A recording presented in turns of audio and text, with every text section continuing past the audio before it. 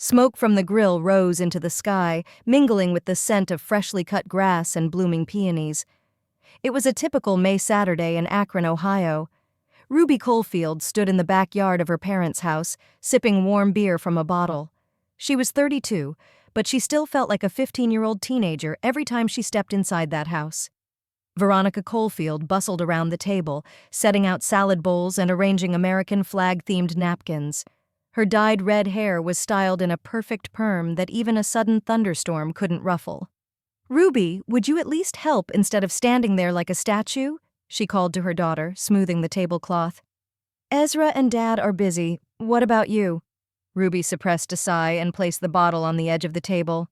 "Of course, Mom. What needs to be done?" "Call the neighbors. Jean and Dave should be here any minute." Veronica adjusted her earrings. "And put on something decent." "You look like a vagrant in those torn jeans." Ruby looked down at her favorite jeans. Yes, they were worn at the knees, but they had cost $250 and were considered fashionable. Not that her mother paid attention to such trifles. At the other end of the yard, Ezra stood next to his father at the grill. Unlike his sister, he was dressed like something out of a yuppie magazine: a pastel polo shirt, sand-colored slacks, and loafers. A white-toothed smile never left his tanned face as he waved his arms around, telling his father something. Howard Caulfield nodded, turning the steaks and burgers with tongs. "Look how our son is helping us." Veronica didn't miss a beat. "And you're just wandering around like a lost soul. You should comb your hair. People are coming." Ruby mechanically ran her hand through her chestnut hair, which was gathered in a careless bun. To tell the truth, this hairstyle had taken her a good 20 minutes and looked deliberately careless, but her mother would never have appreciated such nuances. Ruby headed for the gate to greet her neighbors when she heard her brother laughing behind her. "Mom, leave her alone. Ruby's a creative person. She consults, helps, advises." Ezra winked at his sister, and she gritted her teeth. 3 years ago, when she founded Greenpack, she had to come up with something for her family. "I'm a freelancer, I consult for small businesses," was the most innocuous explanation. She didn't want to share her ambitions and plans with them. Too many times in her childhood, they had ridiculed her dreams. When Ruby was 8 and Ezra was 10, she decided to build a birdhouse for a school project. Ezra said she wouldn't be able to do it, that girls couldn't work with wood. Veronica supported her son. "Ruby, sweetie, maybe you should bake cookies like normal girls?" Ruby built the birdhouse anyway, but when she brought it to the exhibition, it turned out that Ezra had broken one of the walls accidentally. She got a satisfactory, and Ezra's birdhouse, which his father helped him assemble, got an A+. This pattern repeated itself throughout their lives. "Hi, Jean. Dave, good to see you." Ruby forced a smile, letting her neighbors into the yard. Jean Burns, a 58-year-old elementary school teacher, hugged Ruby. "Honey, have you lost weight? All that work?" "Yes, projects, clients, the usual hustle and bustle," Ruby replied vaguely. "What kind of work do you do?" Dave lowered his voice conspiratorially. "Veronica says something with computers, but I never really understood." "Business consulting," Ruby replied with her standard phrase. "Oh, how interesting." Jean clearly didn't find it interesting. "Where's your office?" "I work remotely. I have a flexible schedule," which was half true. She did have a flexible schedule, as the CEO of her own company. "Ruby's trying to find herself," Veronica interjected loudly, appearing next to the plate of canapés. "At her age, I was already working as a senior nurse and raising 2 children." Ruby clenched her fists behind her back but said nothing. It was useless to argue with her mother. "Hello, everyone," came a cheerful voice. Carol, her neighbor, appeared on the driveway with her husband Tom and their brood of children. Ruby spent the next 30 minutes helping to set the table and listening to her mother brag about Ezra's successes. Her brother had recently returned to Akron after being laid off from his job in Cincinnati. "They downsized," he explained, but Ruby knew the truth. One of her clients worked at the same company and told her that Ezra had been fired for messing up an important project because of his irresponsible attitude. When everyone sat down at the table laden with barbecue, salads, and baked potatoes, Veronica tapped her fork on her glass. We have a double celebration today. Not only is it a traditional May barbecue, but it's also a special day for our Ezra. Ruby glanced at her father. Howard shrugged slightly. He didn't know what she was talking about either. Our boy has an important interview tomorrow, Veronica continued proudly. At Greenpack. It's the company they wrote about in the Akron Beacon Journal. They make eco-friendly packaging and are growing very fast. Ruby froze with a fork in her hand. The piece of steak she was chewing suddenly became rubbery. Isn't that great? Ezra beamed with confidence. I always said that green technology is the future. And this company is just amazing. In 3 years, they've reached a turnover of several $1,000,000. $18,253,000 in the last financial year. Ruby corrected him mentally, trying not to betray her confusion.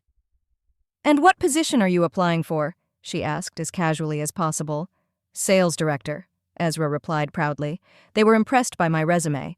Ruby struggled to suppress a laugh. Sales director, at her company, a man who couldn't hold down a job for more than 10 months.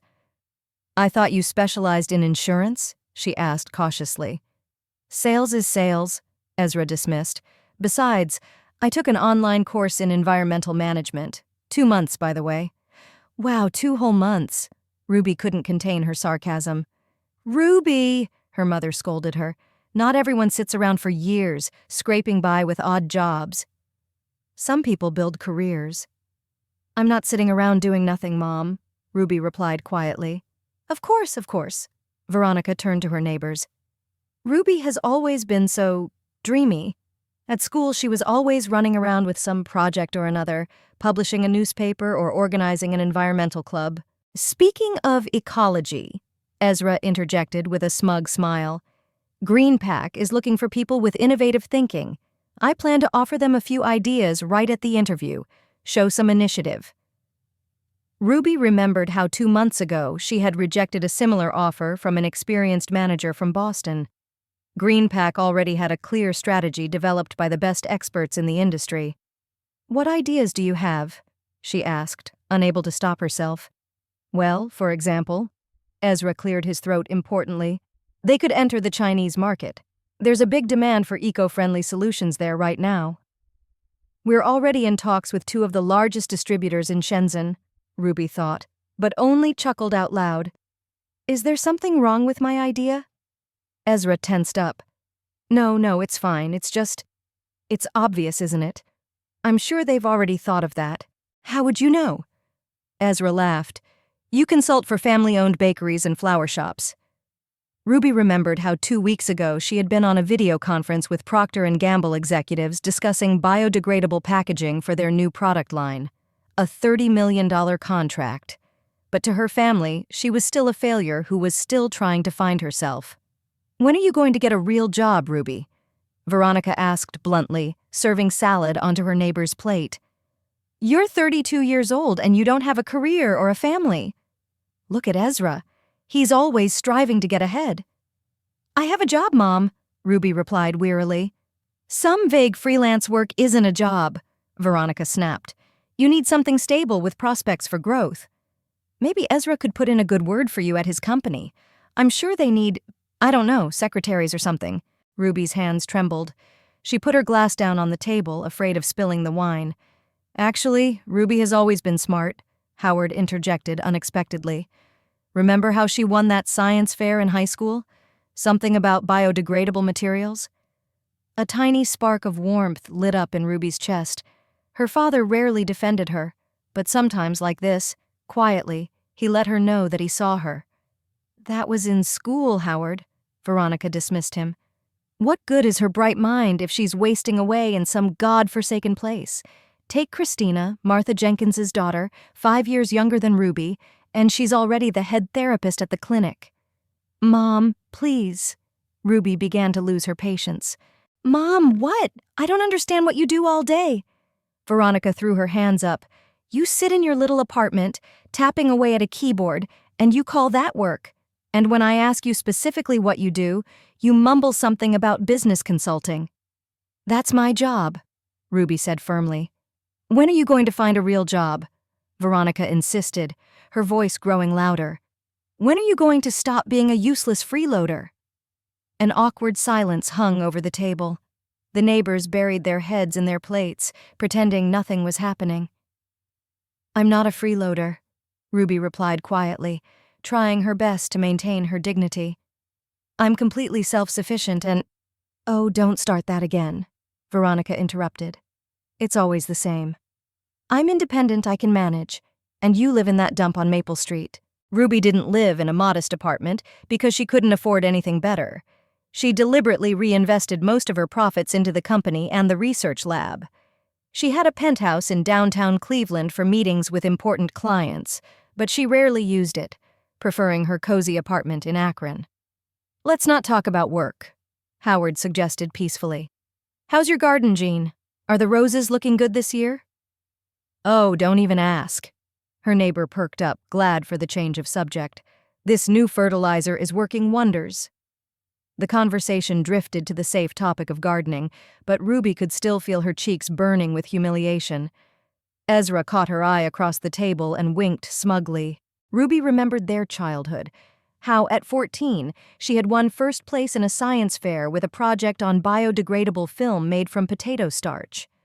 Ezra was 16 at the time, and his project on solar panels, copied from an encyclopedia, had only won third place. That evening, he accidentally spilled cola on her notebook with her experiment notes. Oops, sorry, he said then, with the same smirk he had now. Almost 20 years had passed, but nothing had changed. After dessert, apple pie with ice cream, Ruby helped clear the table and load the dishwasher. She tried to stay away from Ezra, who was now strutting around the lawn, loudly talking about the prospects of the green economy. Eco-friendly packaging is the future, he proclaimed, waving a beer bottle. In 5 years, regular plastic will be illegal, and GreenPack is already the market leader. If I get this job, I'll be running the whole department in a year. Ruby couldn't take it anymore and went out to the back porch, away from the circus. She took out her phone and found Caleb's number in her contacts. He was not only the CFO of GreenPack, but also her closest friend since college. Hi, she said quietly when he answered. Do you have a minute? For you, any time, boss. Caleb's voice sounded cheerful. How's the family barbecue? A nightmare as usual. Ruby moved away from the house to an old apple tree. Listen, do we have an interview with my brother tomorrow? Pause. Ezra Coalfield? Caleb asked uncertainly. Yes, I see it on the schedule. For the sales director position. What the hell, Cal? Ruby hissed. Why didn't I know about this? Because you insisted you didn't want to be bothered with routine interviews, remember? He pointed out reasonably. Besides, you were in Chicago all week negotiating with investors. The resume came in on Monday, it went to Jenny in HR. She scheduled a standard interview. How was I supposed to know it was your brother? Ruby sighed. He was right.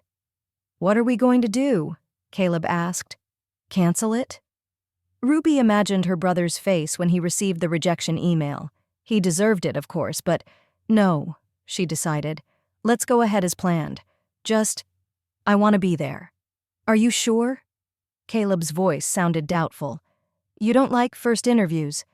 I'll make an exception this time.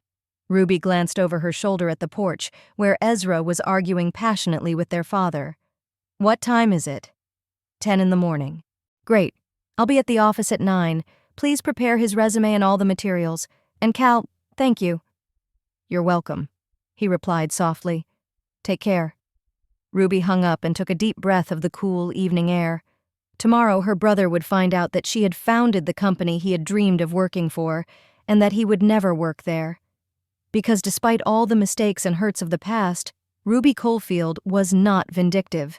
She was a professional, and she wasn't going to jeopardize her brainchild because of family squabbles. The company deserved a better sales director than Ezra Coalfield.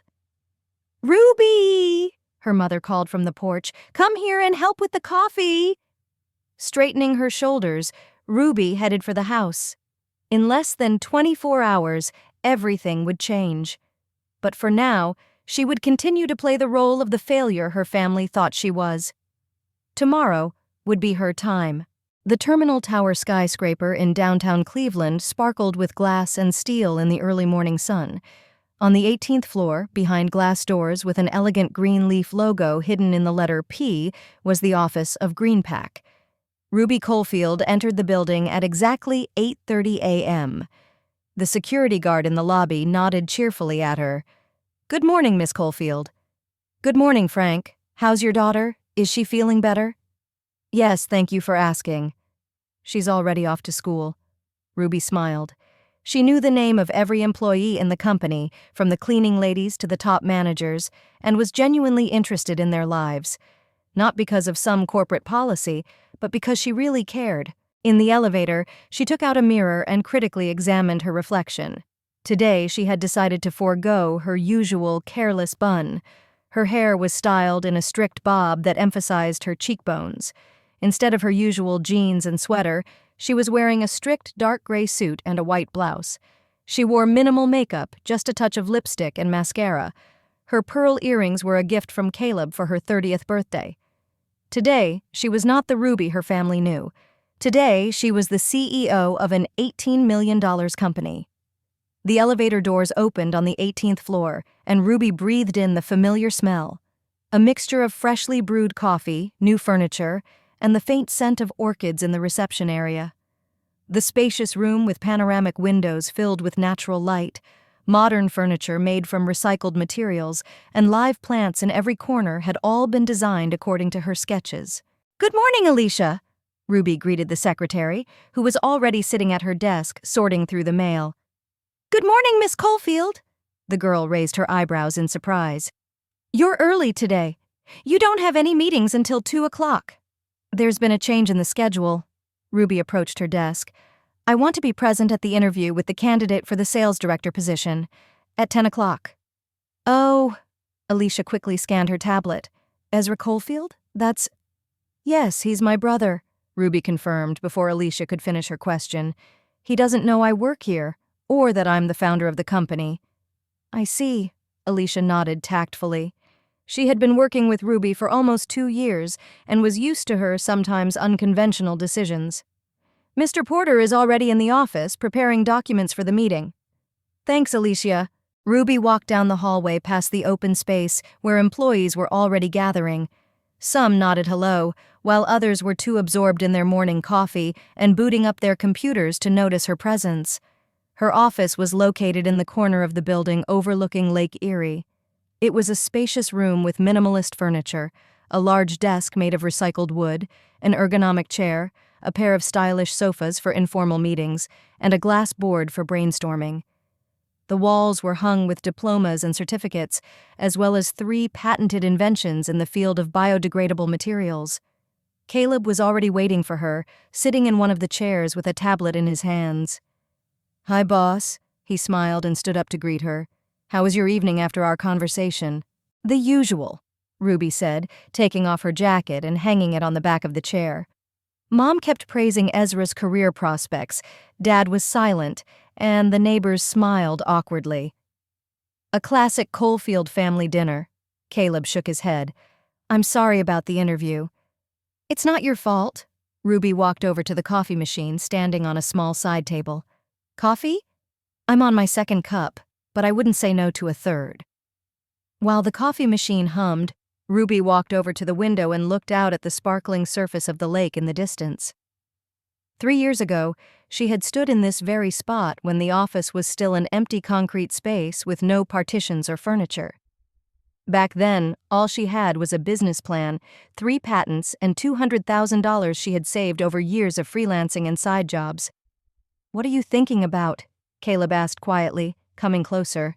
"About the first day. Remember how we stood here and imagined what it would all look like?" "Of course," he smiled.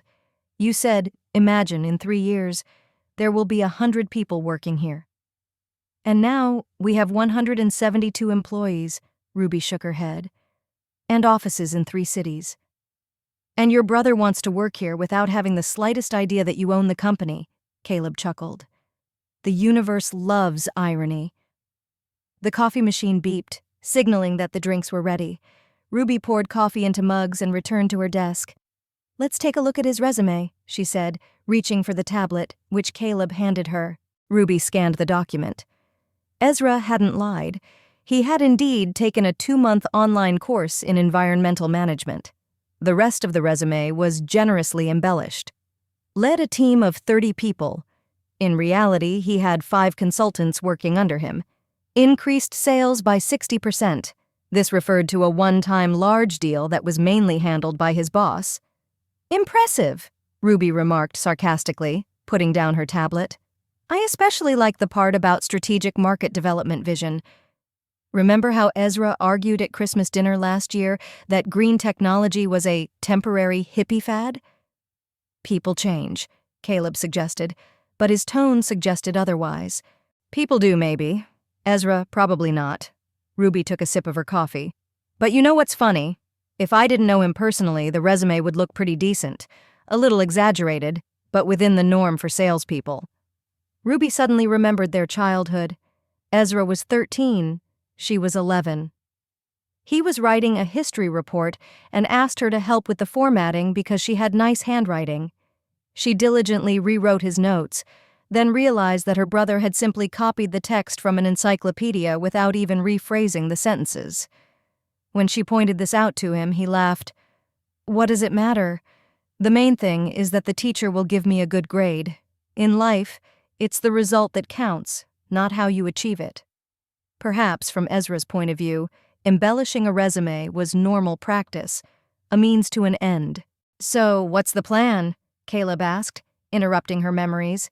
You want to be present at the interview. In what capacity? I've thought about it. Ruby put her mug on the table. First, you'll go through the standard procedure. Introduce yourself, ask about his experience, previous jobs. Then you'll say that the CEO will join you for the final part of the interview. That's standard practice for top positions. And that's where you come in, Caleb nodded. What if he gets up and leaves? That's his choice. Ruby shrugged. To be honest, I don't know what I want. Part of me wants to see the look on his face when he realizes that the company he's been dreaming about belongs to his useless sister. The other part just wants him to finally see the real me, not the person my family thinks I am. Caleb looked at her intently. They had been friends since their sophomore year of college, when they became roommates in the dorm. Ruby was studying chemistry and materials science, and Caleb was studying finance and management. They spent hours arguing about the future of the environmental business, making plans and dreaming of their own company. When Ruby finally decided to start GreenPack 3 years ago, Caleb was the first to believe in her and become her partner. You know, I've always wondered why you hide your success from your family, he said. I understand that you have a complicated relationship, but sooner or later the truth would have come out anyway. I didn't plan to hide it forever. Ruby stood up and began pacing around the office. At first, I just didn't want them to know about my plans. Too many times in my childhood and adolescence, I heard from my mother that my ideas were impractical and out of touch with reality, and from Ezra that I was too dreamy and would never amount to anything. I needed space to act without their skepticism and criticism. And then GreenPack started to grow, and Ruby fell silent, searching for the right words. I guess I liked the secret, being the ordinary Ruby to them and a successful CEO to the rest of the world. It was a kind of refuge. Caleb nodded understandingly. He knew Ruby's story better than anyone else. He knew how she had to fight for every bit of her parents' attention, always losing out to the brighter and louder Ezra. How her mother compared her to her friends' more successful daughters. How her father, though he loved her, never really defended her from her mother's criticism. Well, today the refuge will come crashing down, Caleb concluded. Are you ready? No, Ruby replied honestly, but I have no choice. **** across town, in his apartment in Akron, Ezra Coalfield scrutinized his reflection in the mirror. His dark blue suit fit perfectly, emphasizing his broad shoulders and hiding the small belly he had started to develop after turning 30. His navy blue tie was understated but distinctive. His hair was neatly combed, his shoes polished. You look great, he said to his reflection with a confident smile. Ezra was a master at interviews. He knew how to make a good first impression, how to behave with recruiters, and what to say in an interview. The problem was that once he got the job, his enthusiasm quickly faded. The work turned out to be too routine, his colleagues boring, and his bosses didn't appreciate his talents. This had been the case at his previous 6 jobs. But Greenpack was supposed to be different. A fast-growing company, a promising industry, opportunities for career advancement. Sales director was practically at the top of the corporate ladder. Another couple of years and he would be vice president, and from there it was not far to the board of directors. Ezra imagined how he would talk about it at family dinners, how proud his mother would be of him, how his sister. Ah, to hell with Ruby and her perpetually sour expression and condescending looks. What did she know about a real career? She sat in her little cubicle, shuffling papers and calling it consulting. She's probably barely making ends meet. His smartphone beeped, alerting him to a new message. Ezra glanced at the screen. His mother wished him luck on his interview and reminded him to call her that evening with good news. "Don't worry, Mom. The news will be great," he muttered, putting his phone in his pocket. Ezra checked the contents of his leather briefcase once more. Copies of his resume were there. His letters of recommendation, written by him but signed by former colleagues, were in place. His notebook and Montblanc pen, a fake but who would know, were ready. He downed a cup of strong coffee, grabbed his car keys, and left the apartment, whistling the tune from the "You Deserve Better" commercial. The drive from Akron to Cleveland took about an hour. Ezra parked in the Terminal Tower underground parking garage and took the elevator to the lobby. There, he took out his phone and checked the time, 45 minutes until his interview. Perfect. He had come early on purpose to look around and prepare himself mentally. In the cafe on the first floor, Ezra ordered another coffee and opened the Greenpack website on his tablet. He had already studied it yesterday, but decided to refresh his memory. Greenpack was founded 3 years ago and specialized in the production of biodegradable packaging for the food and cosmetics industries. The website featured photos of a modern factory, diagrams showing how much more environmentally friendly their products were than conventional plastics, and portraits of smiling employees in green shirts with the company logo. The team section featured photos and brief biographies of key managers. The CFO was Caleb Porter, 34, a Princeton graduate and former Goldman Sachs analyst. The director of production was Amelia Chang, 38 years old, a process engineer with 15 years of experience. The director of research and development was Jonathan Miller, 42 years old, a former professor of chemistry at the Massachusetts Institute of Technology. The CEO and founder was R.K. Coalfield. No photo, no biography, just initials. Ezra frowned. It was strange that the founder of such a fast-growing company preferred to remain in the shadows. Perhaps he was a modest botanist who didn't photograph well, or a wealthy investor who wanted to remain anonymous. Just in case, Ezra Googled R.K. Coalfield. But the search only turned up mentions in the business press in connection with the company. No photos, no interviews, no social media profiles. "A mysterious person," Ezra muttered, finishing his coffee. "I hope he appreciates my experience."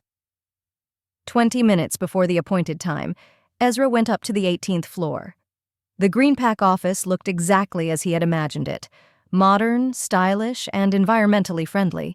The reception area was decorated in light colors with green accents. There were potted plants, a pretty secretary at the front desk, and comfortable chairs for visitors. "Good morning," Ezra flashed his most charming smile. "I'm here for an interview. Ezra Coalfield for the sales director position." The girl checked her tablet and nodded. "Good morning, Mr. Coalfield. You're a little early, but I'll let Mr. Porter know you're here. You can wait here," she said, pointing to the chairs. "Would you like some coffee or water?" "Water, please. No carbonation," Ezra said, sinking into a soft chair and placing his briefcase next to him. He looked around, assessing the surroundings. The company was clearly thriving. The quality of the finishes, the furniture, the equipment, everything screamed of a solid budget and good taste. Behind the glass partitions, employees could be seen working intently at their computers or discussing something in small groups. "I'll fit in here perfectly," Ezra thought with a smug smile. He imagined himself leading the sales department, holding planning meetings, giving instructions to his subordinates, reporting to this mysterious R.K. Coalfield, and receiving bonuses and premiums. A group of employees passed through the reception area, chatting animatedly about something. One of them, a pretty blonde in her mid-20s, smiled at him. Ezra smiled back and straightened up, spreading his shoulders. Yes, Greenpack was definitely his dream company. Asterisk, asterisk, asterisk. He's here, Caleb said, peeking into Ruby's office. He arrived 15 minutes early. Punctuality is good, Ruby replied absently, looking at the quarterly report on her computer screen. Are you sure you want to do this? Caleb moved closer and sat down on the edge of her desk. It's not too late to change your mind. I can interview him myself and politely turn him down, citing his lack of experience in the environmental field. Ruby looked up from her monitor and looked at her friend. No, I want to get this over with. I'm done hiding. Besides, she smiled sadly, maybe he really has changed. Maybe he's become more responsible and is genuinely interested in the environment, not just looking for a high-powered job. Caleb snorted skeptically but didn't argue. Whatever you say, boss. I'll do the first part of the interview, and in 20 minutes you join us in the Sequoia conference room. Agreed. Ruby nodded and returned to her report, but the numbers blurred before her eyes. She couldn't concentrate, imagining her brother's reaction to her appearance. Through the glass walls of her office, she saw Caleb, accompanied by his secretary, enter the reception area and greet Ezra. They shook hands, and Caleb led her brother down the hallway toward the conference rooms. Ezra looked confident, even self-assured. He walked with his head held high, smiling at the employees he passed, nodding occasionally in agreement with something Caleb was saying to him. Suddenly, Ruby remembered their childhood. Ezra was 9. She was 7. Their parents had bought a new house in the suburbs of Akron, and the children had started at a new school. On the first day, Ezra quickly found common ground with a group of boys in his class, while Ruby was left alone. When she asked her brother to introduce her to his new friends, he pretended not to know her. She's just a girl from next door who's following me, he said, and the boys laughed. The older they got, the deeper the gap between them became. Ezra was popular, played on the school basketball team, and dated cheerleaders. Ruby sat in the library, participated in science competitions, and refused to be normal, as her mother often told her. In hindsight, it was this alienation from her family that pushed her to create Greenpack. The company became what her family never was, a place where she was valued for her intelligence and hard work, where her ideas were taken seriously, where she could be herself. Ruby glanced at her watch. 15 minutes until she had to leave. She took a deep breath and closed the report. There was no point in trying to work now. Instead, she opened the top drawer of her desk and took out a small framed photo. A family picture taken when she was 16 and Ezra was 18. Ezra's high school graduation.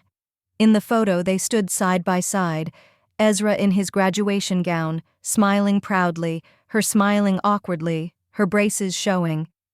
Their parents stood on either side, her mother beaming at her son, her father looking straight at the camera with his usual stoic expression. Ruby didn't keep family photos on her desk. This one was kept in a drawer, a reminder of how far she had come from that insecure girl with braces, the girl who had always been in her brother's shadow. Asterisk, asterisk, asterisk. Impressive resume, Mr. Caulfield. Caleb leaned back in his chair, holding a copy of the document provided by Ezra. Your experience at Blue Hill Insurance is particularly interesting. Yes, it was a valuable experience, Ezra smiled, remembering the company that had fired him for being late and missing deadlines. I headed the corporate sales department there, and we managed to increase the customer base by 30% in just 1 year. Impressive. Caleb kept a neutral expression, although he knew for a fact that Ezra was only a senior sales manager with no subordinates at Blue Hill. Why did you decide to leave? I wanted a new challenge, Ezra replied with a standard answer. And to be honest, I've been interested in environmental issues for a long time. The production of biodegradable packaging is the future, and I want to be part of that future. Caleb nodded, making notes in his notebook. Tell me what you know about our company. Ezra switched into top student mode.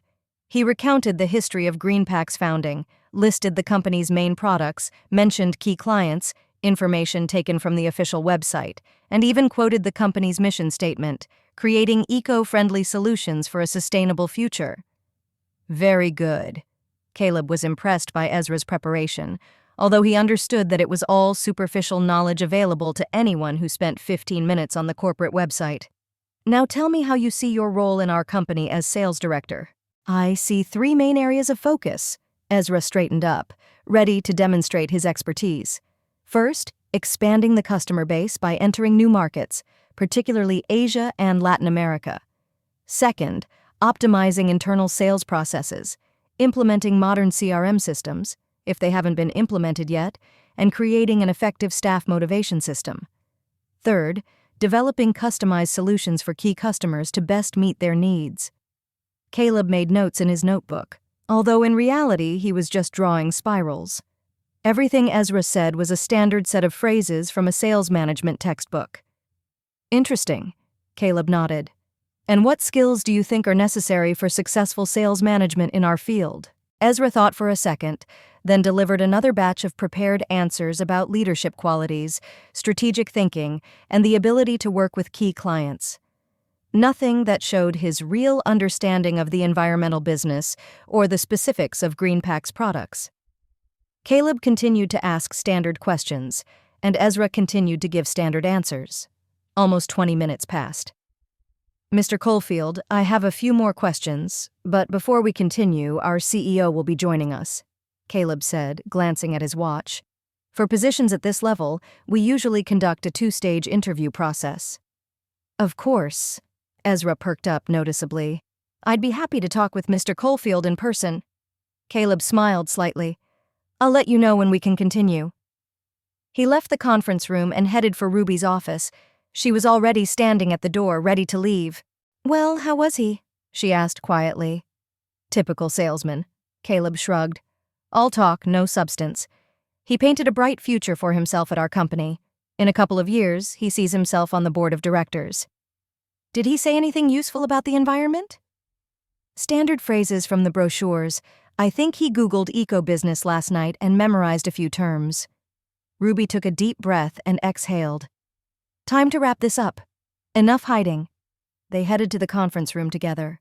Ruby could feel her heart pounding.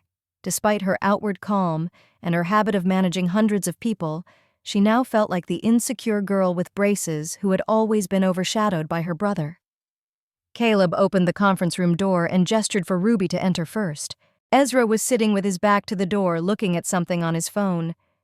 Hearing the door open, he quickly put away his gadget and stood up, turning with a broad smile. Nice to meet you, he began, then stopped short when he saw his sister. Ruby? Confusion, incomprehension, shock. All these emotions flashed across his face in a split second. Hello, Ezra, Ruby said calmly. Please sit down. We have a lot to discuss. Caleb pulled out a chair for her at the head of the table, and Ruby sat down, straightening her back and placing her tablet in front of her. Ezra slowly lowered himself into his seat, his eyes fixed on his sister. Ruby, what are you doing here? He finally managed to say. I'm the CEO and founder of GreenPak, she replied, looking him straight in the eye. Or, as it says on the website, R.K. Caulfield, Ruby Caulfield. Ezra opened his mouth, then closed it, then opened it again. He looked like a fish that had been thrown ashore. Finally, he turned to Caleb. Is this some kind of joke? Caleb shook his head. No joke, Mr. Caulfield. Miss Caulfield has been the founder and CEO of the company since its inception 3 years ago. Ezra looked back at Ruby. His eyes showed not just surprise. It was shock, disbelief, and something that looked like fear. But you always said you were a consultant, he muttered. I consult for the company I founded. Ruby allowed herself a slight smile. Technically, I didn't lie. But why? He was still trying to make sense of the situation. Why didn't you tell anyone? Why did you hide it from your family? What do you think? Ruby tilted her head to one side. Think about last night. Think about what Mom said, what you said. Useless freeloader, when you find a real job. Sound familiar? Ezra looked down at his hands. For the first time ever, his confidence faltered. I don't understand. He looked at her again. You started a company worth millions of dollars and didn't tell anyone? Just to, what, impress us all at some point? Caleb coughed quietly. 18,253,000 last fiscal year, to be exact, he said. And Ruby didn't just start a company, she invented the technology that our entire business is built on. 3 patents, all while she was still in college. Ezra looked stunned. He reached for his glass of water and took a long sip. That's incredible, he finally said. I don't know what to say. You can start with an apology, Ruby suggested, for all the times you made fun of my unrealistic ideas. For last night. For always thinking I was a failure. Ezra looked as if he had been punched in the gut. I didn't think you... What didn't I think I could do? Ruby leaned forward. That I was capable of more than living in the shadow of the magnificent Ezra Coalfield? The room filled with tension. Caleb tactfully pushed his chair back. I think I'll leave you two alone, he said. Miss Coalfield, you have a meeting with Procter & Gamble at 2 o'clock. I'll be in my office if you need me. Ruby nodded gratefully, and Caleb left, closing the door firmly behind him. Brother and sister were left alone, staring at each other across the conference table. Years of unspoken words, resentment, and rivalry hung heavily between them.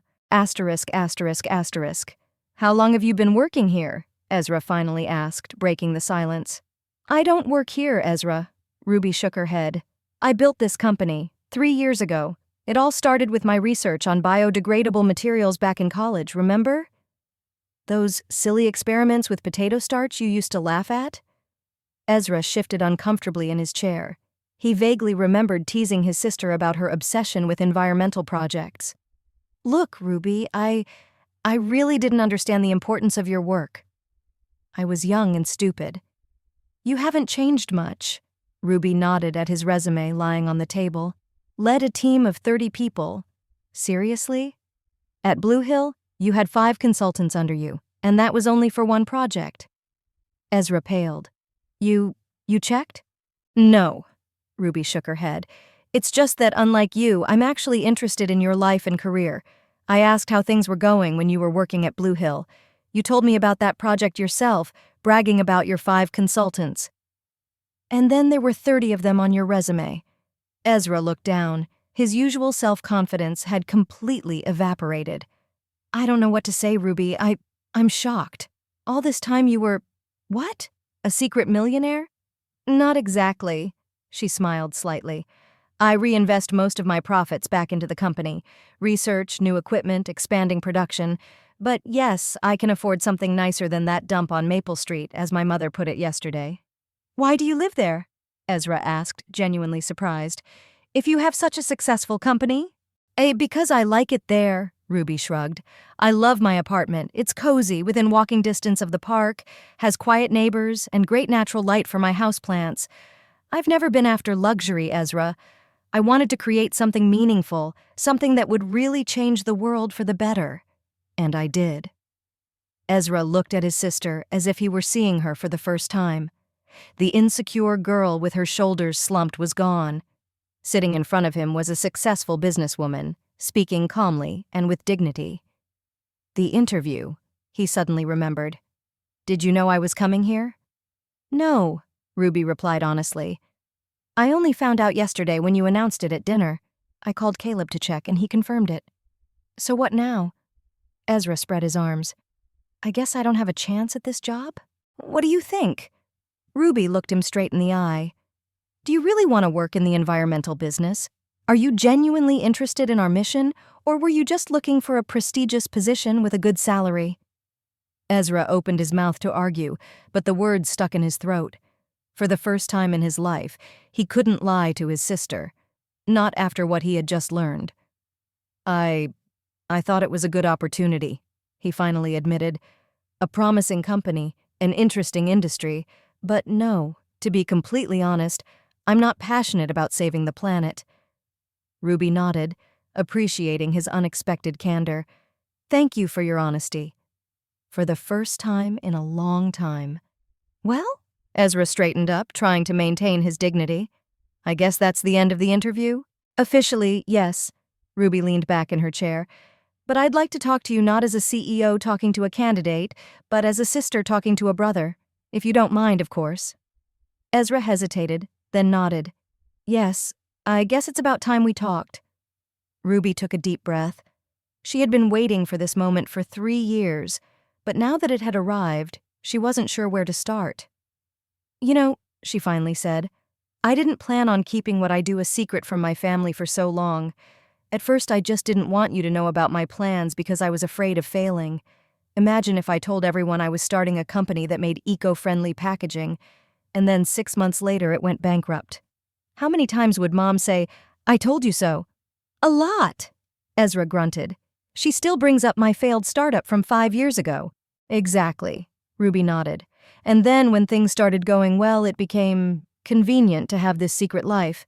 Here, I was a successful CEO, but at home I was still the same Ruby that no one expected anything special from. It was a kind of refuge from the pressure. If no one knows about your success, no one will judge you for your possible failure." Ezra looked at his sister thoughtfully. There was something new in his gaze. Respect? "I never thought of it that way," he admitted. "It was always important to me that everyone knew about my achievements. I loved to brag. I loved the attention." "I noticed," Ruby replied dryly. "I'm sorry," Ezra said unexpectedly. "For last night.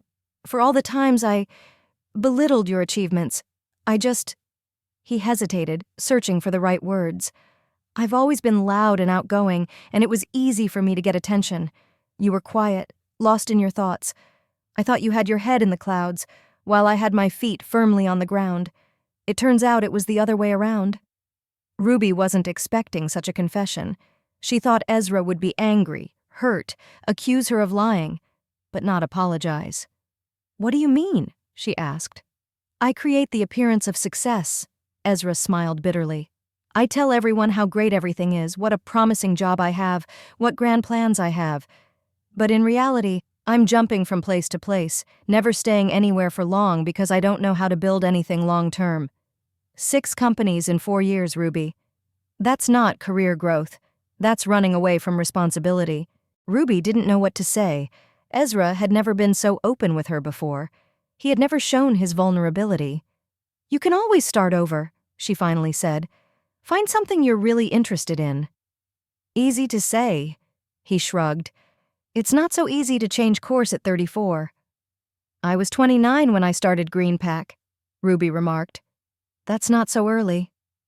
Ezra looked at his sister with a new expression, as if trying to solve a difficult puzzle.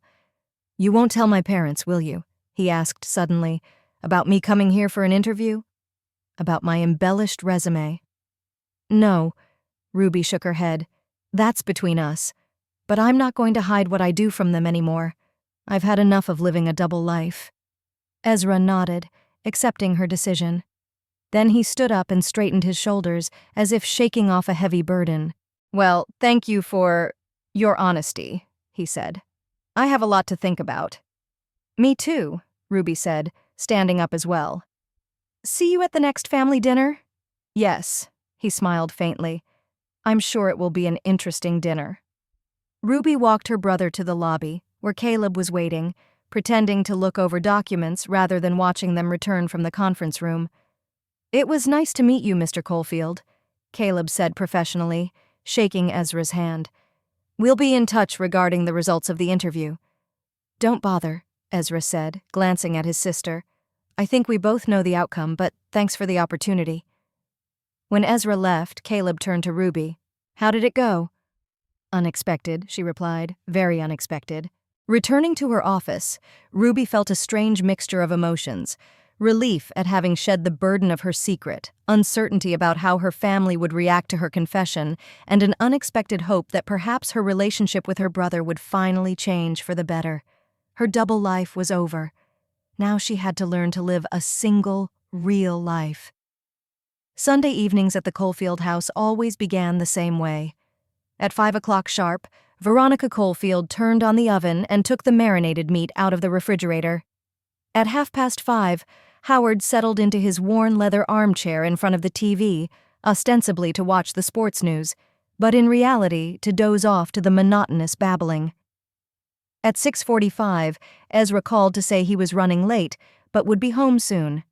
And at 7 p.m., the whole family, including Ruby, sat down at the table laden with traditional Sunday dinner dishes.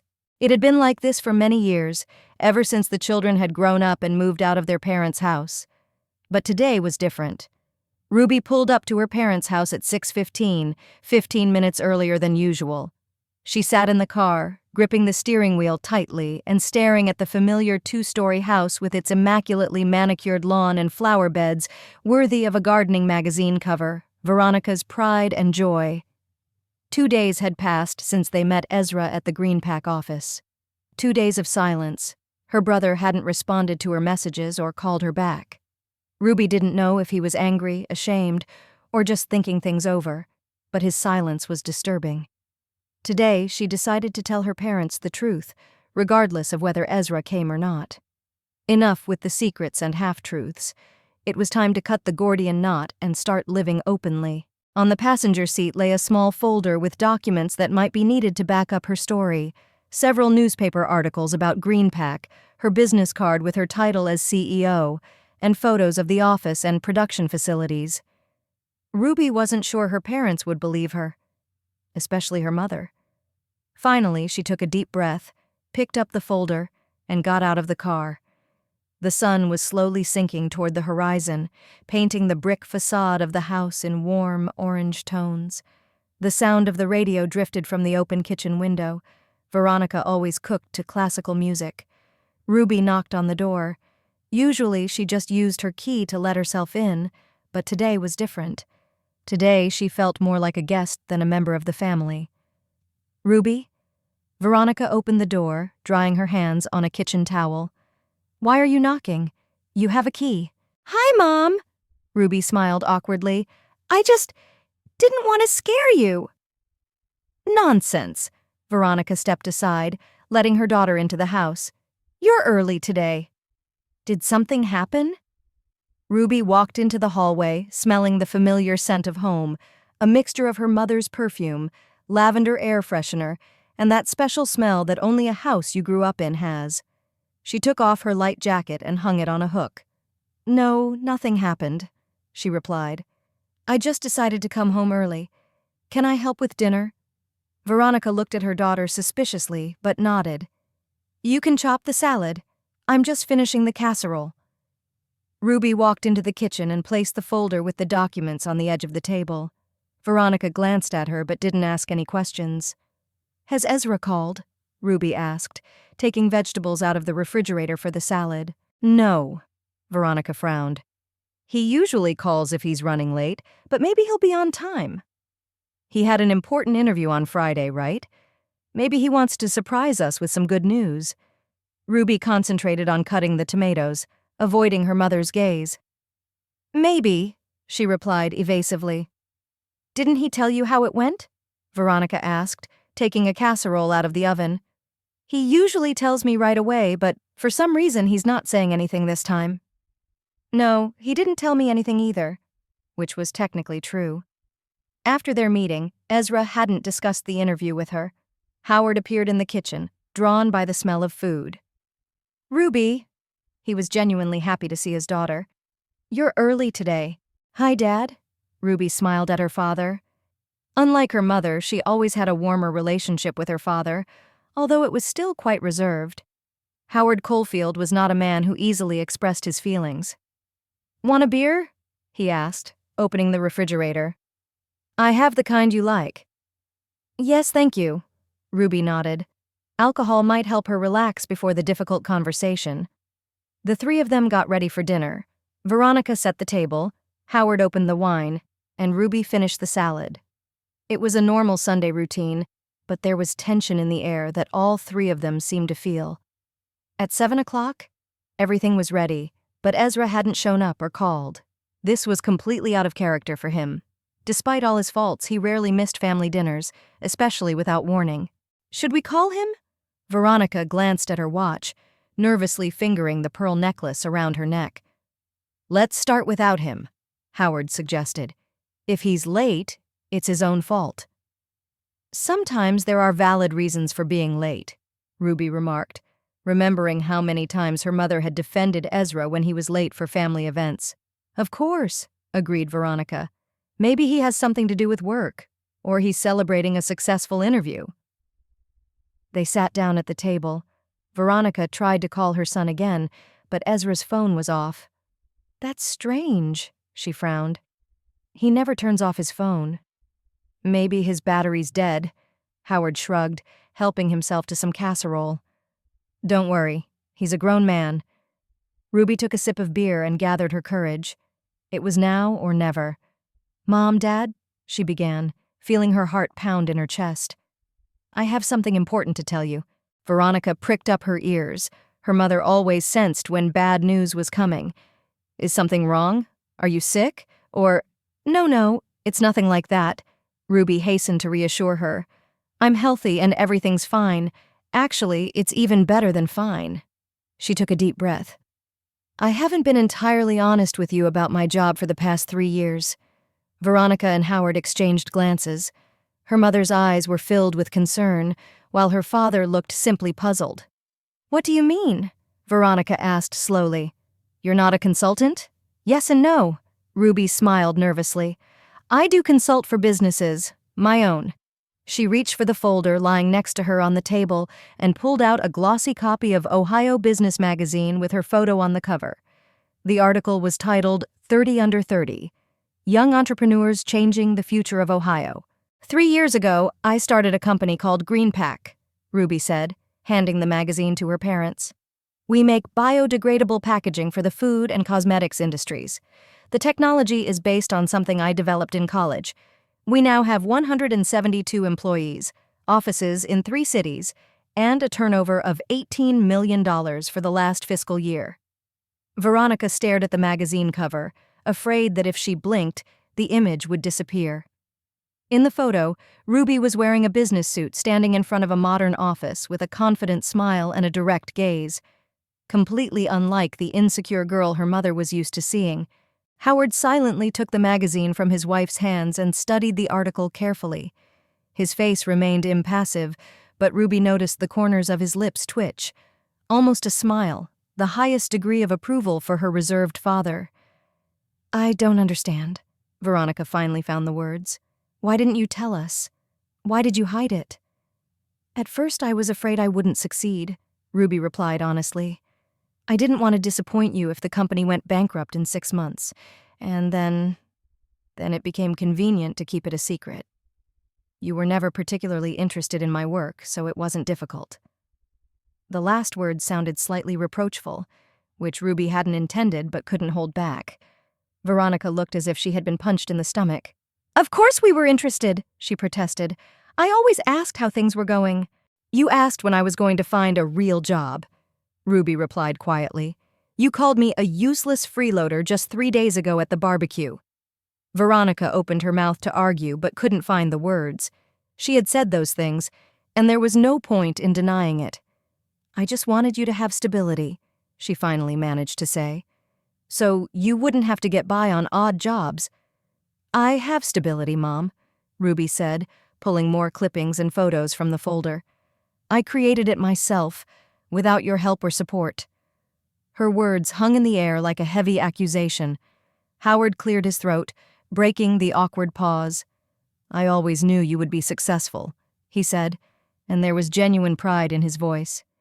Even when you were in school doing those science projects, you always had a knack for it. Ruby looked at her father in surprise. She hadn't expected such direct support. Thank you, Dad, she said quietly. I wish you had told me that before. Howard shrugged awkwardly. I'm not very good at expressing my feelings, but I've always been proud of you, Ruby, even when I didn't understand what you were doing. Veronica seemed to have finally recovered from the initial shock. She studied the photos of the GreenPack office, the articles in business magazines, and her daughter's business card. And this company, GreenPack, is that where Ezra went for his interview? She asked suddenly, her eyes widening with sudden understanding. Ruby nodded. Yes, and that's why he didn't come to dinner tonight. He found out I was the founder and CEO of the company when he came in for his interview on Friday. Veronica gasped, pressing her hand to her mouth. Oh my God, what happened? We talked, Ruby shrugged. Pretty openly. I think it was a shock to him. Of course, Veronica shook her head. his younger sister is his boss. That must have hurt his pride. Ruby suppressed her irritation. Even now, upon learning of her success, her mother was primarily concerned about Ezra's feelings. That's not the point, Mom, Ruby said, trying to sound calm. The problem is that you and Ezra always thought I was a failure. Head in the clouds. Impractical dreamer. Weird Ruby who'll never fit into normal society. I've heard those phrases my whole life. Veronica looked genuinely surprised. We never— Mom, please. Ruby raised her hand, stopping her. Don't deny the obvious. You always favored Ezra. All his ideas were brilliant. All his projects were promising. And my scientific experiments were weird hobbies that would never amount to anything. Veronica lowered her eyes, unable to find the words to argue. Howard sighed heavily.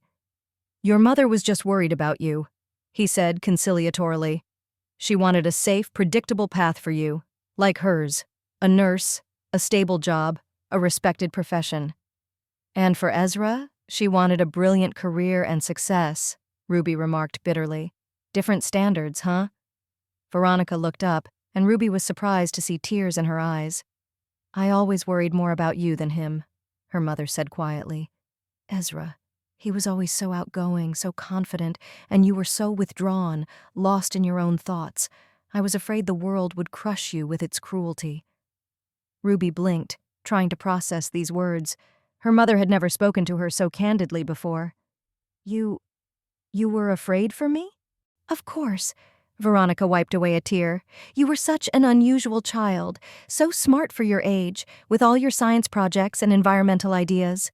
I didn't understand you, and I was afraid that others wouldn't understand you either and would hurt you. Ruby was silent, trying to reconcile these words with the image of her mother that she had formed over the years. Veronica, who was always criticizing her choices, her appearance, her decisions. Was she doing it out of fear for her? You could have just supported me, Ruby finally said. Believed in me like you believed in Ezra. I didn't know how, Veronica admitted. I didn't understand your interests, your world. With Ezra, it was easier. Sports, girls, typical boy things. But you were always more complicated. Howard put his hand on his wife's shoulder. We're both to blame for not giving you what you needed, he said to Ruby. But we've always loved you, even when we didn't understand. Ruby felt a lump rise in her throat. For years, she had held a grudge against her parents, especially her mother, for their apparent neglect. Now it seemed completely different.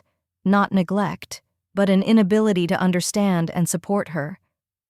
I love you too, she said quietly. That's why I finally decided to open up.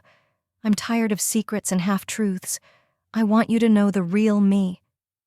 Veronica wiped away her tears and sat up straight. There was something new in her eyes. Respect. Tell us about your company, she asked. About the real Ruby Coalfield. And Ruby told them.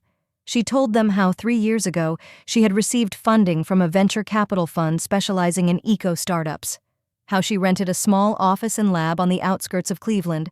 How she hired her first 3 employees, a chemist, an engineer, and a marketer. How they worked 16 hours a day, perfecting the technology and looking for their first customers. She talked about the difficulties and failures, about the moments when it seemed that everything would collapse, about the first major contract that allowed her to expand production, about patents and awards, about employees who became her second family. Her parents listened without interrupting. Veronica's eyes were filled with amazement, and Howard nodded with undisguised pride. I always knew you were special, he said when Ruby finished her story. All this talk about ecology, waste recycling, I didn't realize then how far ahead of your time you were. I thought you were just watching too many green TV shows, Veronica admitted. I didn't take you seriously. I'm sorry for that. Ruby smiled. It's okay, Mom. I understand that I was a strange child. Not strange. Veronica shook her head. You were special, exceptional, and I'm so proud of you now, even though I don't deserve to be. Why not? Ruby asked, surprised. Because I didn't support you when you needed it. Veronica took her daughter's hand. But I want to make it up to you, if it's not too late. Ruby squeezed her mother's hand in response. It's never too late to start understanding each other. At that moment, Ruby's phone rang. She took her cell phone out of her pocket and saw her brother's name on the screen. It's Ezra, she told her parents. Do you mind if I answer? Of course, go ahead. Veronica nodded. Tell him we were worried.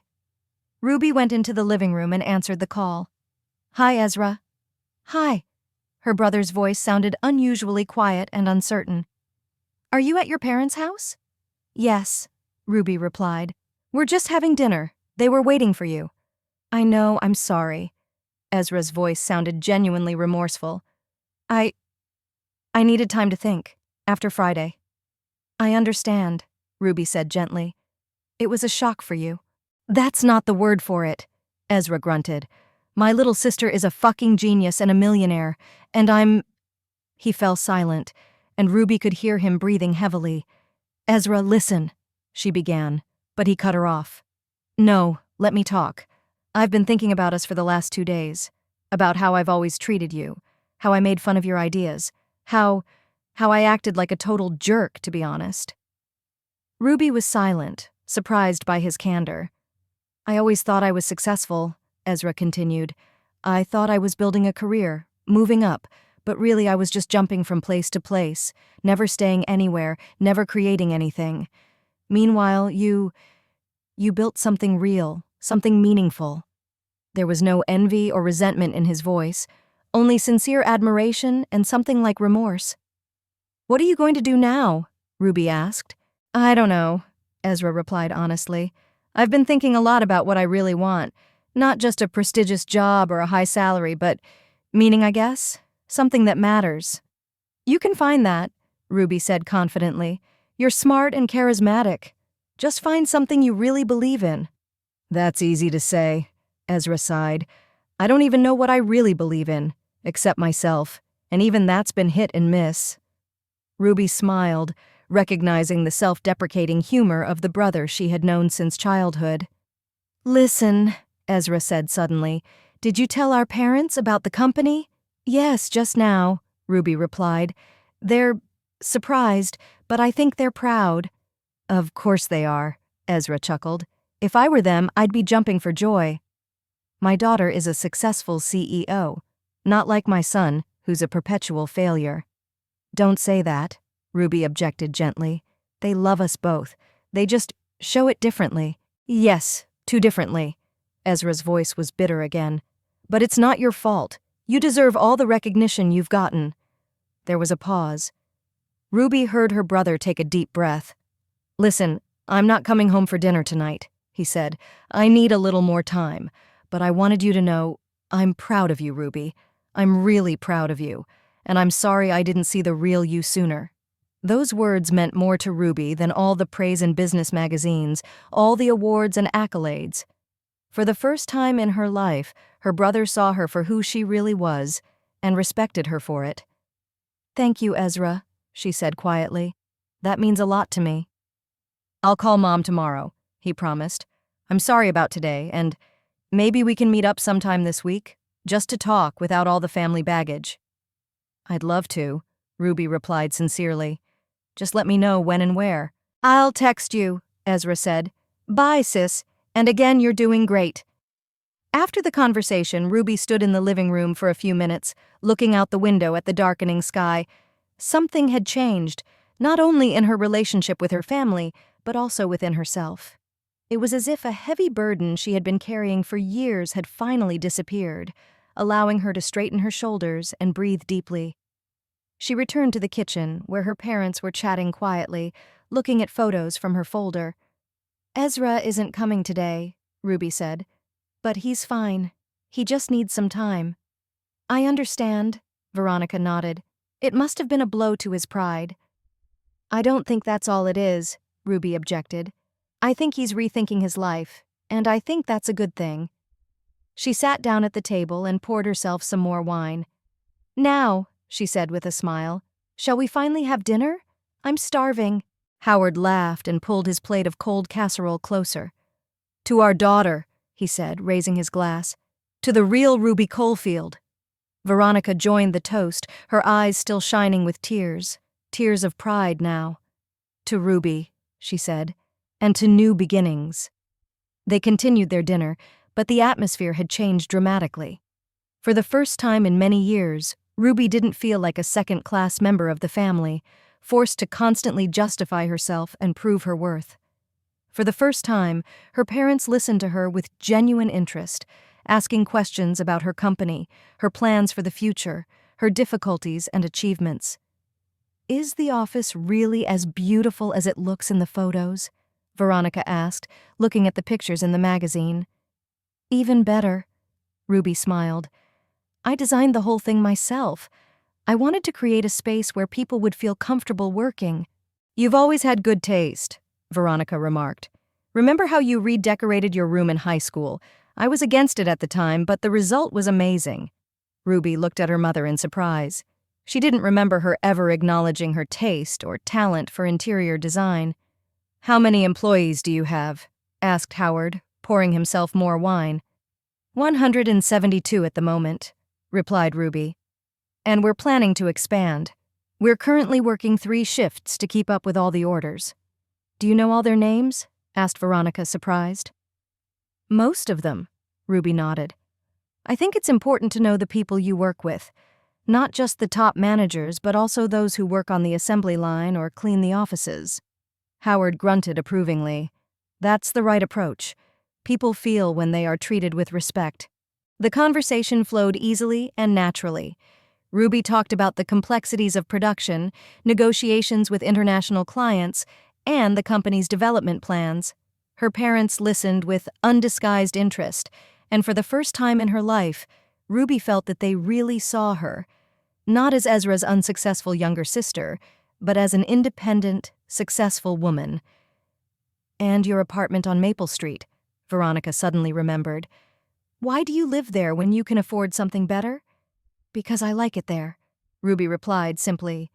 "Good neighbors, quiet neighborhood, close to the park. And I love my apartment.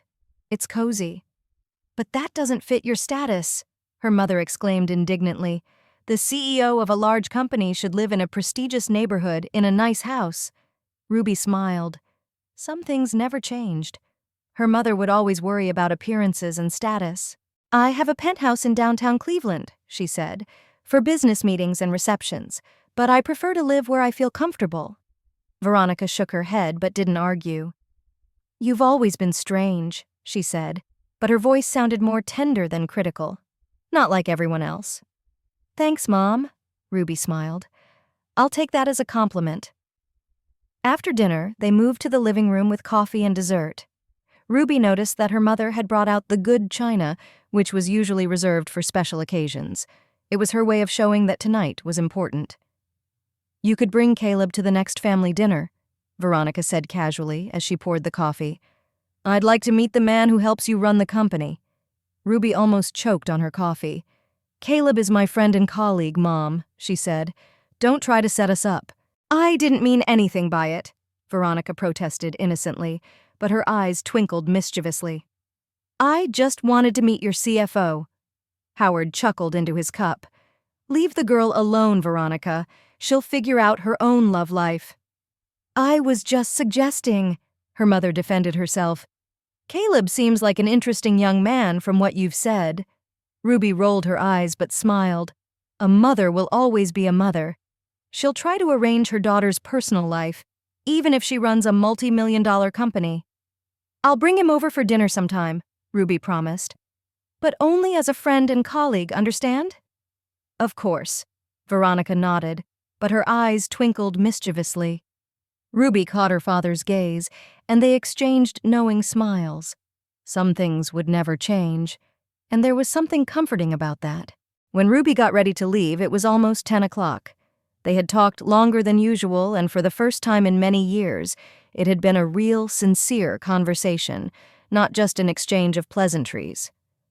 "Come visit next Sunday," Veronica said, hugging her daughter goodbye, "and maybe Ezra will be ready to join us too." "I'll try," Ruby nodded. "I have a meeting in Chicago on Monday, but I'll try to be back by Sunday." Veronica stepped back and looked at her daughter with a pride Ruby had never seen in her eyes before. "You know, I've always wanted you to be happy," her mother said. "I just didn't understand what that meant to you. I thought happiness was a stable job, a good husband, children. Like me. I didn't understand that for you, happiness is creating something new, changing the world for the better." "Everyone needs different things," Ruby replied softly. "And there's nothing wrong with a stable job and a family. Those things are important too." "Yes, but not for you." Veronica stroked her daughter's cheek. "You've always been special, and I'm glad you found your way, even without my support." Howard came over and hugged them both, breaking his usual reserve. "I'm proud of you, daughter," he said simply. "I've always been proud of you." Ruby hugged her parents back, feeling warmth spread through her chest. Perhaps their family relationship would never be perfect. Perhaps they still had many misunderstandings and conflicts to work through, but today was an important step toward honesty, acceptance, and a new beginning. As Ruby drove home in her modest but reliable car, another thing her mother didn't understand: why didn't a successful CEO drive a Mercedes? She thought about her conversation with Ezra, about how he said he was proud of her, about how he promised to meet up during the week to just talk, without the family baggage. Maybe their relationship could change for the better, too. Not right away, not overnight, but gradually, step by step. Ruby parked outside her house on Maple Street, a small but well-kept brick building with flower boxes in the windows. She loved this apartment, despite her mother and brother's teasing. It felt like home. As she climbed the stairs, Ruby heard her phone buzz. She took it out and saw a text from Ezra. "How did it go with your parents? Are they shocked?" Ruby smiled and replied, "At first, yes, but then they got over it. Mom is already planning to introduce me to some man worthy of my status." A few seconds later, a reply came. "Some things never change. Coffee on Wednesday? I have a couple of ideas I'd like to discuss." Ruby froze at the door to her apartment. A couple of ideas. That was so like Ezra, always full of plans and projects. But this time, something was different. His message didn't have his usual self-confidence, but rather a genuine interest in her opinion. "Sure. Let me know where and when." She entered the apartment, turned on the lights, and looked around the familiar space: the cozy living room with floor-to-ceiling bookshelves, the small but functional kitchen, the desk by the window overlooking the maple tree in the courtyard. Simple but comfortable furniture, lots of plants, walls decorated with nature photographs and abstract paintings. This was her home, her refuge, a place where she could be herself, without masks or pretense.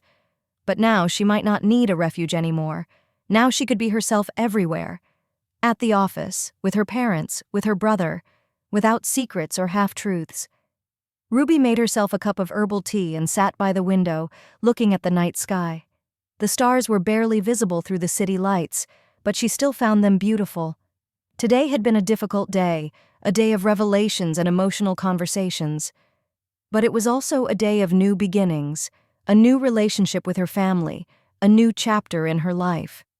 Her phone beeped again. A message from Caleb. "How did it go with your parents? Everything okay?" Ruby smiled at her friend's concern and replied, "Better than I expected. I'll tell you tomorrow. And yes, Mom wants to meet you. Get ready for the interrogation." Caleb replied almost instantly, "Ha! I can't wait. Glad everything's okay. See you tomorrow, boss." Ruby put down her phone and took a sip of tea. Through the open window, she could hear the rustling of maple leaves and the distant noise of the city. Such a familiar, comforting sound. She thought about tomorrow, about the meetings, negotiations, and decisions that lay ahead. About her company, which was growing and developing, about new projects and ideas, and about her family, which might finally be starting to see her for who she really was. Not the way they wanted her to be, but the way she really was. It was a new beginning, and Ruby was ready for it. The conference room at the Grand Marriott Hotel in Columbus was filled with people: business leaders, politicians, environmental activists, and journalists. They had all gathered to hear the presentation of GreenPAC's new initiative, a program to clean up Ohio's rivers and lakes using innovative biodegradable filters developed by Ruby's research lab. Behind the scenes, Ruby Coalfield adjusted the collar of her ivory linen jacket and reviewed her notes on her tablet. A lot had changed in 3 months. Her company had become an even more prominent player in the eco-friendly packaging market. Its stock had risen 20% after the release of its quarterly report, and most importantly, she no longer had to lead a double life. "Are you nervous?" Caleb asked, appearing beside her with a cup of hot green tea. "Your family is already there in the front row." Ruby took the tea and nodded gratefully. "A little. It's one thing to give presentations to investors and clients, but it's quite another when your parents and brother are watching you." "You'll be fine." Caleb squeezed her shoulder gently. "They're not there to test you, they're there to support you." "I know." Ruby took a deep breath. "It's just still unfamiliar." Over the past 3 months, her relationship with her family had changed in the most unexpected way. After that Sunday dinner, when she revealed the truth about her company, weeks of getting to know each other again followed. At first awkward, then increasingly sincere and warm conversations. Veronica struggled, but gradually got used to the idea that her daughter was a successful CEO and not the strange girl who would never grow up. She even visited the GreenPack office in Cleveland and asked with genuine interest about production and management. Howard, in his quiet manner, simply accepted his daughter's success as a matter of course, as if he had always known she was capable of it. Perhaps he had. Ezra, on the other hand, had the most unexpected story. After meeting Ruby at the GreenPack office and her subsequent confession to their parents, he truly reevaluated his life. They had their first real conversation, not as rival siblings, but as adults searching for their place in the world. Ruby learned that behind Ezra's outward confidence lay a deep insecurity and fear of not living up to expectations, especially those of his parents.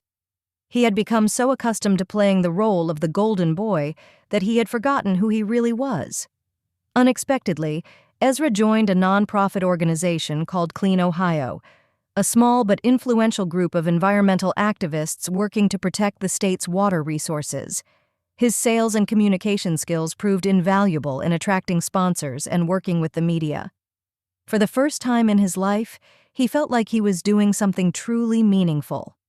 5 minutes, said the assistant, peeking backstage. The hall is full. Everyone is waiting. Ruby nodded, finished her tea, and checked her appearance in the mirror one more time.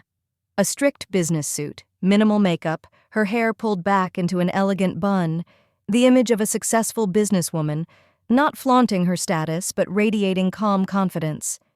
"You look great," Caleb assured her. "Go out there and wow them all." Ruby smiled at her friend, took a deep breath, and stepped onto the stage to applause from the audience. The bright spotlight blinded her for a moment, but when her eyes adjusted, she saw her family in the front row. Veronica, wearing an elegant blue dress and a pearl necklace, sat with her back straight, looking at her daughter with undisguised pride. Next to her was Howard, looking unusually solemn in a suit he usually wore only on special occasions, and Ezra, with a new, neatly trimmed beard and a shirt with a Clean Ohio emblem on the breast pocket. Ruby smiled at them and began her presentation. "Good afternoon, ladies and gentlemen. Thank you all for taking the time to join us today. My name is Ruby Coalfield, and I am the CEO of GreenPack.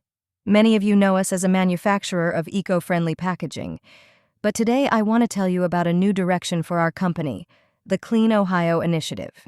She spoke confidently and clearly, discussing the problems of water pollution in the state, the biodegradable filter technology developed by her company, and a pilot project on Lake Erie that has already shown promising results. Slides flashed across the screen, displaying graphs, charts, and photographs. "But we can't do this alone," Ruby continued. "That's why today I'm pleased to announce a partnership between GreenPack and the nonprofit organization Clean Ohio. Together, we are launching a program to clean up 12 of our state's largest waterways over the next 2 years. She nodded toward her brother, and Ezra rose from his seat to applause from the audience. "My colleague Ezra Coalfield, Director of External Relations for Clean Ohio, will tell you more about our collaboration." Ezra took the stage and, to Ruby's surprise, quickly hugged her before taking his place at the microphone. That simple gesture spoke louder than 1,000 words. The rivalry and envy of the past had given way to respect and support.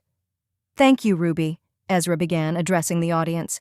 Clean Ohio and GreenPack are joining forces in this important cause for a reason. We are connected not only by a common goal, protecting the environment, but also by family ties. He smiled at his sister. Ruby and I grew up on the banks of the same rivers and swam in the same lakes, and now we're working together to keep them clean for future generations. Ruby looked at her brother with surprise and growing respect. Ezra had always been a charismatic speaker, able to charm an audience, but in the past his speeches had been more form than substance. Now, however, his words were sincere and deeply convincing. He talked about how Clean Ohio would coordinate volunteer programs, work with local authorities, and launch educational initiatives, while GreenPack would provide technological and financial support. Ruby peered into the front row where their parents were sitting.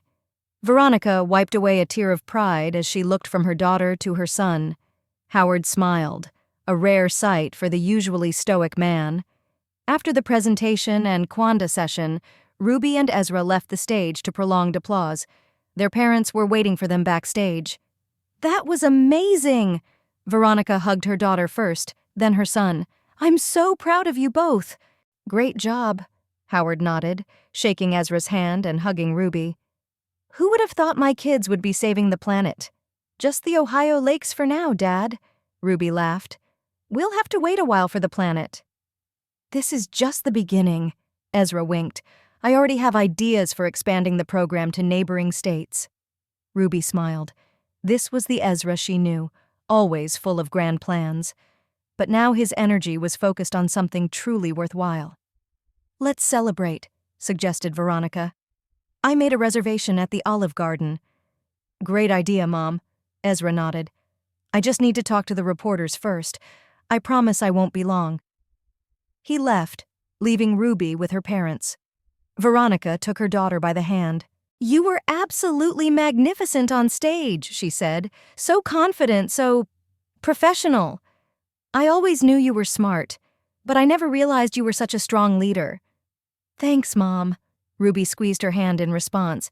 "I had to learn a lot, and I'm still learning." "The important thing is that you've found your place," Howard said. "A place where you can be yourself and do something meaningful at the same time." Ruby looked at her father gratefully. He was always a man of few words, but when he spoke, his words carried weight. After dinner at the restaurant, they all drove to her parents' house in Akron. The Coalfields had a tradition of barbecuing at the end of summer when Veronica's garden was in full bloom, and the weather was perfect for outdoor gatherings. Veronica and Howard drove in their car, while Ruby and Ezra took her new electric car. "How are things with Lydia?" Ruby asked as they pulled onto the highway. Lydia was Ezra's colleague at Clean Ohio, with whom he had begun a relationship. "Fine," Ezra smiled. "She's coming later, straight to our place. I need to finish the report for the sponsors." "I like her," Ruby said sincerely. "She's smart, principled, and doesn't let you slack off." "That's the thing," Ezra grunted. "She sees right through me. My usual tricks and pretentious confidence don't work on her. It's scary sometimes, but also attractive." Ruby glanced at her brother. He had changed over the past 3 months, and not just outwardly, with his new beard and simpler clothes. He had developed an inner strength, a confidence that was genuine, not pretentious. "How are things with Caleb?" Ezra asked suddenly. "Are you still just friends and colleagues?" Ruby felt her cheeks flush. "It's complicated," she replied. "We're really good friends, and I don't want to risk that friendship." "But?" Ezra looked at his sister expectantly. "But something's been changing lately," Ruby admitted. "After everything that happened with my family and our honesty, I've been thinking maybe it's worth the risk." Ezra smiled happily. "Finally, you two are perfect for each other." "Lydia noticed it as soon as she saw you together." "Everyone noticed except us," Ruby laughed. "Even Mom stopped slipping me photos of eligible bachelors at family dinners." "Oh, that's a serious sign," Ezra laughed with her. "That means she approves." They continued on their way, chatting about everything under the sun: work, plans for the future, funny stories from childhood. And at some point, Ruby realized that for the first time in years, they were communicating like real friends and sisters, without rivalry, without trying to prove their superiority, just supporting each other. When they arrived at their parents' house, the sun was already setting, painting the sky shades of pink and gold. Howard was already lighting the grill in the backyard, and Veronica was setting the plates on the large garden table. "Finally," she exclaimed when she saw the car pulling up. "I thought you decided to drive around Ohio." "We were just taking our time," Ezra replied, helping his sister unload the bags of groceries from the trunk. "We got to talk." Veronica looked at her children in surprise. 4 months ago, the thought of Ruby and Ezra voluntarily spending time together, talking and not competing, seemed fantastic. "That's good," she said softly. "Very good." The evening was warm and clear. They sat at the table in the garden, enjoying Howard's barbecue and Veronica's salads. Lydia, Ezra's girlfriend, joined them an hour later, a smart, energetic brunette with lively eyes and an open smile. "So," Howard raised his wine glass when dessert was served, "I'd like to propose a toast. To my children, Ruby and Ezra. I've always known that you are special, each in your own way. And I'm proud that you've found your way, and that your way has brought you back to each other." He paused, searching for the right words, a rare occurrence for the usually taciturn man. "I haven't always been a good father," he continued. "I haven't always been able to show you how much I love you, but I hope that now that we've all grown up, we can build a new, better relationship, one based on respect, understanding, and support." Ruby felt a lump form in her throat. Howard had never been one for public displays of emotion, and this speech was a huge step for him. "Here's to new beginnings," Howard concluded, raising his glass, "and to a family that will always be there for each other." They clinked glasses, and Ruby caught her brother's gaze across the table, full of understanding and solidarity. How many years had they spent competing for their parents' attention, trying to prove their worth? And now that they had finally accepted each other and themselves, that attention and recognition came naturally. After dinner, they split up. Veronica and Lydia stayed behind to clear the table. Howard went into the house for brandy, and Ruby and Ezra went to the far corner of the garden, where an old wooden bench stood under a spreading maple tree. "Remember how we built a fort here when we were, 7 and 9? Ezra asked, sitting down on the bench. "Of course," Ruby smiled. "You didn't want to let me play. You said girls couldn't build things." "But you built your own treehouse anyway, and it was better than mine," Ezra grumbled, "and you wouldn't let me play in it." "Well, you deserved it," Ruby winked. "Besides, you snuck in and broke my tent." "Yeah," Ezra looked down. "I was a terrible brother, wasn't I?" "It could have been worse," Ruby shrugged. "I wasn't the perfect sister either. Like when I told Jenny Parker that you wet your bed, even though it wasn't true." "You did what?" Ezra sat up straight, his eyes wide. "That's why she turned me down when I asked her to the dance." "I'm sorry." Ruby couldn't help smiling. "You ruined my science project, and I was really mad at you." They paused, remembering the past, not with resentment or bitterness, but with that warm feeling of nostalgia that comes when old wounds have healed. "You know," Ezra said suddenly, "I never thought I'd say this, but I'm glad I have a sister like you." "And I'm glad I have a brother like you," Ruby replied sincerely, "even with all our complications." Ezra held out his hand, and Ruby took it, squeezing it tightly. Sometimes words aren't necessary. A simple touch is enough to express what you feel. They sat there for a while, looking at the stars appearing in the darkening sky and listening to the chirping of crickets in the grass. Two people bound by blood and a shared past, and now by a shared future full of new possibilities. "Shall we go back?" Ezra finally suggested. "Before Mom starts to worry." "Let's go," Ruby nodded. "But first," she hugged her brother tightly, truly, as she hadn't hugged him in many years, and he hugged her back, awkwardly but sincerely. When they returned to the house, an idyllic scene awaited them. Veronica and Lydia were laughing at something as they sat at the table, and Howard was setting out brandy glasses, quietly humming an old Beatles song to himself. "There you are," Veronica smiled. "Lydia was just telling me about your plans to expand the water cleanup program." "Yes, we're thinking about Pennsylvania as the next step." Ezra nodded, sitting down next to his girlfriend. "What are Greenpack's plans, Ruby?" Howard asked, pouring brandy. "New products? New markets?" "We have several interesting developments in the works," Ruby replied. "Biodegradable materials for the medical industry, for example, and we're looking into entering the European market." "That's impressive," Veronica said sincerely. "I always knew you were bright, but I never thought you were so enterprising." Ruby smiled at her mother. "I've learned a lot over the years, including that dreams can come true if you fight for them." "That's worth a toast." Howard raised his glass. "To dreams that come true." They clinked glasses, and Ruby looked around at her mother, smiling at her with sincere pride. Her father, finally saying what he felt. Her brother, who had found his calling and his love. And herself, no longer hiding her achievements, no longer afraid to be herself around her family. 3 months ago, such a scene would have seemed impossible to her, and now it was reality. Warm, sincere, imperfect but real. New beginnings, a new chapter in their family's history, and perhaps the best one yet. Ruby caught her brother's gaze across the table and silently raised her glass in a private toast. To reconciliation, to understanding, to the family ties that proved stronger than all the hurt and disagreements. Ezra nodded in response, understanding without words. Sometimes that's what a real family is, not perfect, not flawless, but always ready to start over, together.